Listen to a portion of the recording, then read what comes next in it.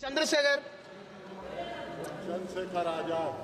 धन्यवाद सभापति जी। आज हम संविधान की गौरवशाली यात्रा पे जो 75 साल की बात कर रहे हैं,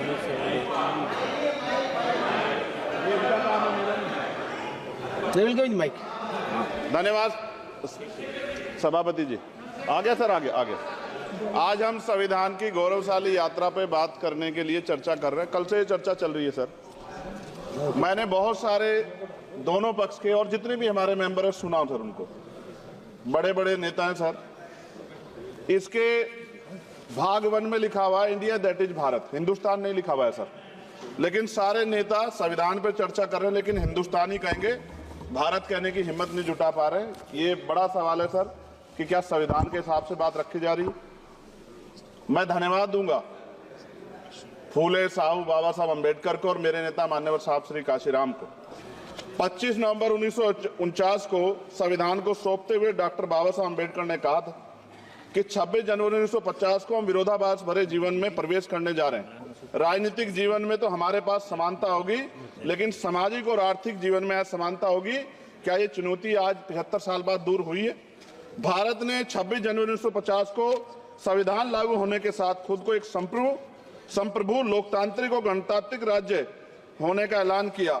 लेकिन सर उस समय संविधान की स्थिति ये थी कि जैसे गांव का कोई आदमी, मैं 50 की बात कर रहा हूं, वो 50 साल पहले शहर में आ जाता और बड़े लोगों की महफिल में चला जाता, उस जहां वो खाना खा रहे हो, और वो टेबल पे नैपकिन को खा के जो है कि कहता कि ये तो फीका, क्योंकि वो जानता ही नहीं था, वो समझता नहीं था संविधान को, संविधान है क्या। संविधान उसके लिए महज दस्तावेज था।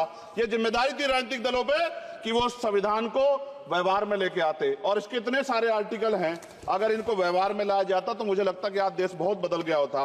बाबा साहब ने कहा था कि लोकतंत्र भारतीय भूमि का केवल ऊपरी पोशाक है, उनके अनुसार यहाँ की संस्कृति अनिवार्य तौर पर लोकतांत्रिक है। भारत जैसे गरीब और गैर बराबरी वाले देश में संविधान के जरिए छुआछूत खत्म करना, वंचितों के लिए सकारात्मक उपाय करना, सभी वयस्कों के लिए मतदान का अधिकार देना और सबके लिए सम्मान अधिकार तय करना, ये बहुत बड़ी उपलब्धि थी सर।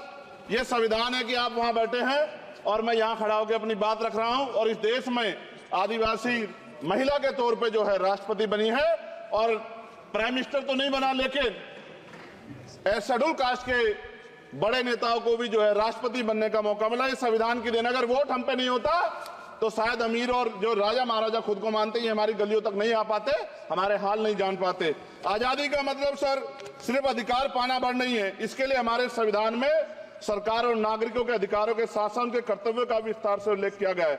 बाबा साहब ने संविधान सभा में दिए गए भाषण में कहा था कि स्वतंत्रता आनंद का विषय है, पर अब हमें अपनी जिम्मेदारियों पर भी ध्यान देना होगा। संविधान ने सुनिश्चित किया कि रानी के पेट से राजा जन्म नहीं लेगा, वोट से नेता तैयार होगा। आर्थिक बराबरी के लिए सरकार क्या कर रही है? गरीब और गरीब हो रहा है और अमीर हो रहा है। सुबह उठते कहीं बम की धमकी मिलती, कहीं दंगे की। ये अमृत काल है सर या धमकी काल है? कितना बढ़ रहा है आर्टिकल 15 सर। भारत में आज भी घोड़ी चढ़ने बैठने होती है। प्लीज सर, क्या दलितों को यहाँ भी बोलने का इजाजत नहीं है सर? अगर सबको 4 मिनट दे दो, मुझे दे दो। ये भेदभाव नहीं चलेगा दलितों के साथ। Time is 4 minute. Don't waste. भाई सर, आप चेक करो, अगर सबको 4 मिनट दिए तो आप मना करो, मैं बंद कर देता हूँ इसको। क्या दलितों को सबसे आखिरी में नंबर मिलेगा और बोलने का मौका मिलेगा? क्या मजाक कर रहे हैं सर आप? नो, ये all independent people are having only 4 minutes. You take sir. Independent में अपनी पार्टी का मेंबर हूँ सर, और जीत के आया हूँ सर, किसी की दया में नहीं आया। Take 1 minute and finish sir. कल भी बोले तो एक दलीय पार्टी के लोग, आप मौका दो सर। मूछे रखने पर हत्या होती है, महिलाओं पे, छोटे मासूम बच्चों पर रेप हिंसा होती है। एनसीआरबी का डाटा देकर डर लगेगा। यही 1 किलोमीटर में संविधान को जला गया, और महाराष्ट्र के परभनी में अभी भी संविधान को नष्ट किया गया, उसकी कॉपी को। आर्टिकल 25-26 में संविधान में सभी को धार्मिक आजादी। कहाँ है दलितों की, मुसलमानों की, जैनों की, बौद्धों की, ईसाइयों की? छत्तीसगढ़ में सतनामी समाज को संविधान की अपनी धार्मिक आजादी के आधार पर जो है उनको अपमानित करके जेल में बंद कर दिया। संभल, अजमेर, अयोध्या सब इसका उदाहरण है। आज ये सरकार आलोचना डरती है। कितने लोग जेल में बंद है? मिरान हैदर, खालिद सैफी, उमर खालिद खान, सिफा खान, गुलफ्शा फातिमा और आजम खान साहब राजनीतिक विरोध में बंद है। सरकार यहाँ बैठी है, सरकार सामाजिक न्याय की बात करती है। बताए कितने दलित मुख्यमंत्री बना रखे हैं आपने? 13 ज्यादा सरकार स्टेट में सरकार है। कितनी महिला मुख्यमंत्री है? आपकी सरकार ने सुप्रीम कोर्ट के आदेश के बाद रिजर्वेशन प्रमोशन में जारी नहीं किया, और ओबीसी को पॉलिटिकल रिजर्वेशन आप देंगे नहीं देंगे, आप बताने का काम करें। मैं 75 साल की गौरव यात्रा में हम एक सभ्य समाज नहीं बना पाए, इसलिए जाति आधार पर SC ST OBC के बच्चों को प्राइमरी स्कूल से लेकर उच्च संस्थानों में भेदभाव किया जाता है।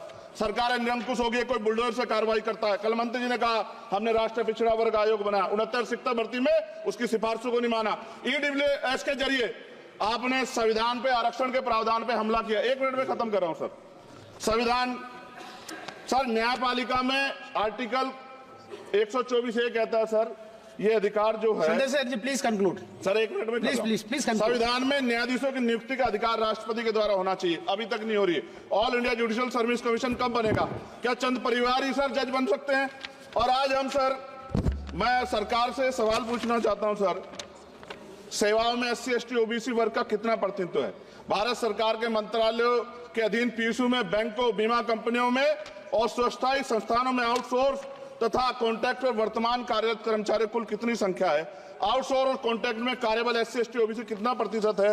निजी क्षेत्रों में कार्यरत कर्मचारी उनके SC ST OBC की वर्ग लाभ। सर खत्म कर, लास्ट पॉइंट सर, मैं फिर स्पष्ट तौर पर कह रहा हूं सर, यहां बैठे SC और OBC के मेंबर से कह रहा हूं सर, उनको सामाजिक जिम्मेदारी का ध्यान भी रखना चाहिए। पार्टी के प्रति वफादारी के साथ साथ अपने वर्गों के प्रति ईमानदारी भी रखनी चाहिए।